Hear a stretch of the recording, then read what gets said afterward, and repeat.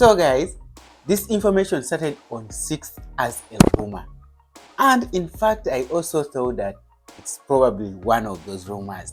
Why? Because they were talking about UK government is targeting 3 nationalities, but also in the same article that was published by the BBC News, also talked about a 10-year waiting period for ILR for skilled workers.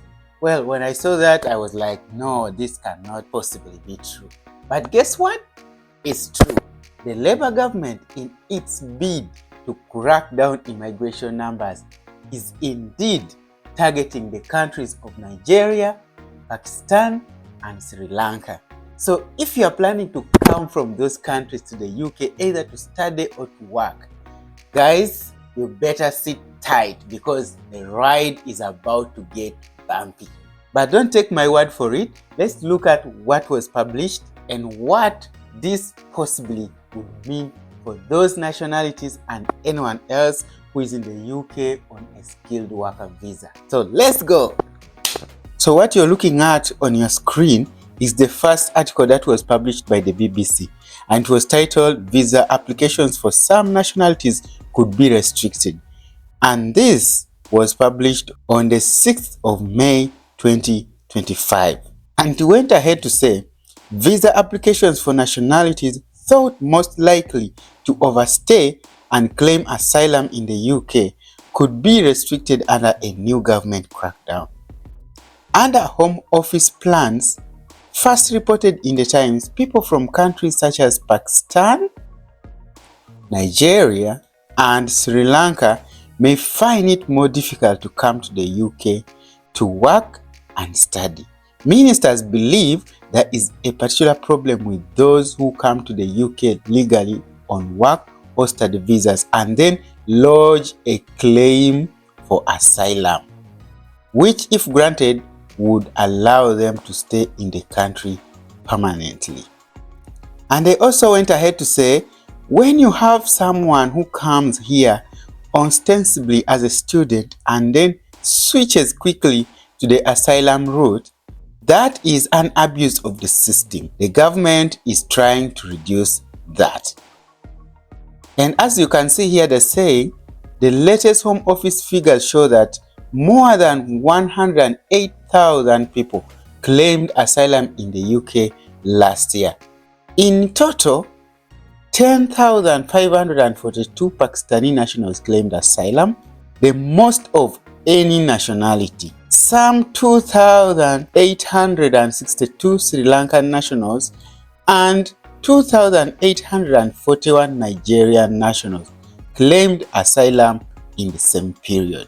So you guys, you can see the root of all these issues. But if you asked me, I would say there are actually 3 categories of people who come to the UK.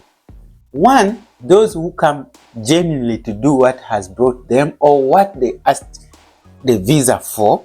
And then those who come with intentions to switch to asylum, and those who are genuine asylum seekers.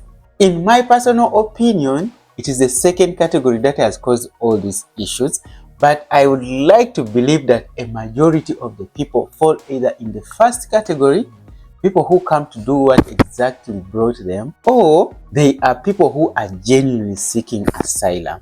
But the second category are now the ones that are going to make life hard for both the first and the third category.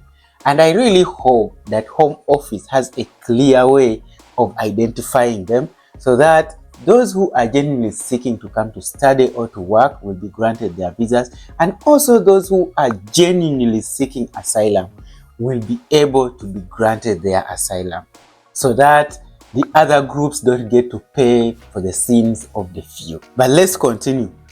So down here they also say the latest figures for 2023-2024 also show that there were 732,285 international students in the UK, with most coming from India, which contributed 107,480, and China, 98,400 students.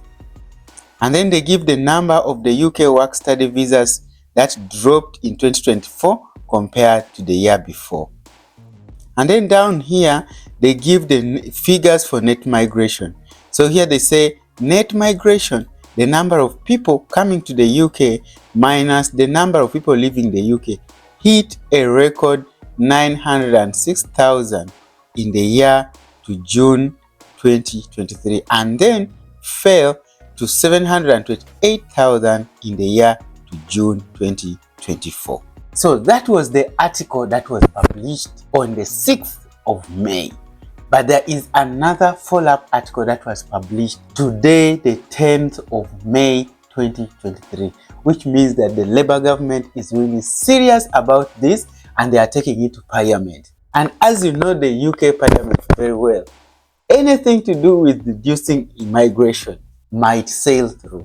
So if this goes through, it means a hard time for students and workers from Pakistan, Nigeria, and Sri Lanka. So let's also just check it out and see what exactly they published on that paper. So as you can see here, it is still BBC News. What's likely to be in Labour's immigration crackdown? Okay.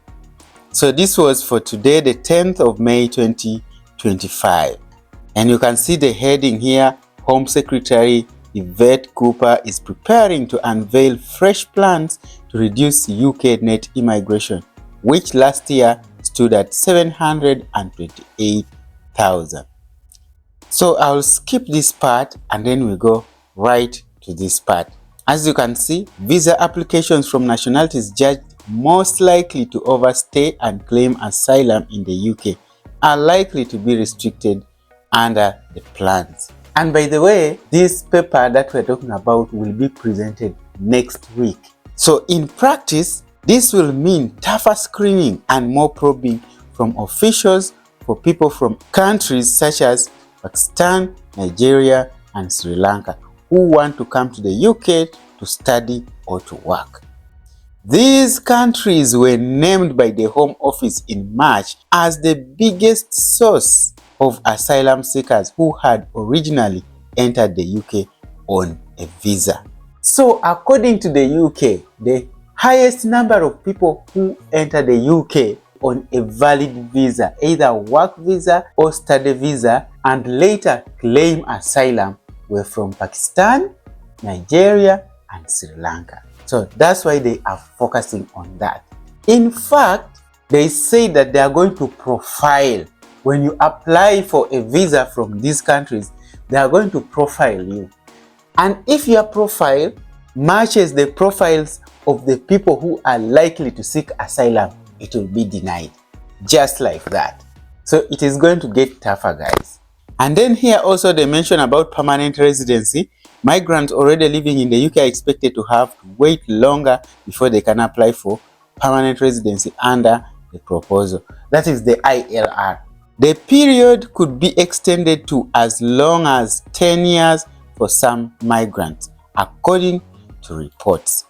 And then there's also this English language tests. The white paper is thought likely to include tougher English language requirement for immigrants. But the Home Office has denied this report, even though I actually read it from somewhere. You know, currently the English requirement for skilled worker visa is GCSE English.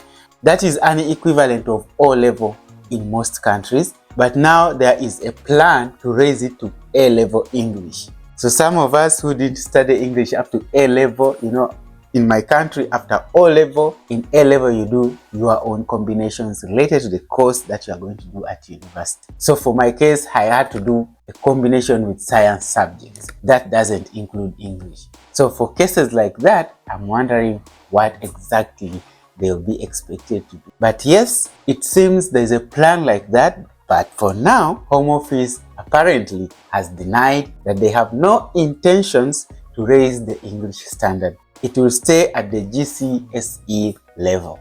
So let's look at one more paper and then we'll see what they published, and then we'll close this video. So here we have The Guardian, and it also published Nigerians, Pakistanis, and Sri Lankans face UK student visa crackdown. Applicants will be targeted by Home Office due to suspicions they are most likely to overstay and claim asylum. And it goes ahead to say Nigerians, Pakistanis and Sri Lankans applying to work or study in the UK face Home Office restrictions over suspicions that they are most likely to overstay and claim asylum, Whitehall officials have claimed. And they go ahead and say the government is working with National Crime Agency to build models to profile applicants from these countries who are likely to go on to claim asylum. This is exactly what I was talking about. Even as you are planning to apply for your visa, if by any bad luck your profile matches the profile built by the National Crime Agency, which according to them, the profile of such a person is likely to overstay or claim asylum, your visa will be denied just on that ground alone. I don't know what you think, guys. What if it is by coincidence? Or don't you guys believe in coincidence? But anyway, that is what is going to happen. They go ahead here to defend their plan by saying nearly 10,000 asylum claimants who had arrived in the UK legally on work or study visas were living in taxpayer-funded accommodation such as hotels at some point last year. And they say data disclosed by the Home Office in March showed that of those asylum seekers who had originally entered on a visa but then ended up in government accommodation, the most common nationalities were Pakistan, Nigeria and Sri Lanka. So as you see there again, so this is happening next week, guys. This proposal, the white paper as they call it, is going to be presented next week. If it passes, then my friends, if you are from Pakistan, Nigeria or Sri Lanka, there is need to tighten your belt because the UK will be more closely scrutinizing your documents. And if by bad luck your profile fits the profile of the person that Home Office thinks is likely to seek asylum or overstay their visa, your visa will be denied. So guys, let me know your thoughts under the comment section. What do you think about this proposal? And what do you think about singling out those 3 nationalities? And by the way, do you know anybody who came to the UK as a student and claimed asylum afterwards? So guys, that's what I wanted to share with you. Thank you for watching. See you in the next one.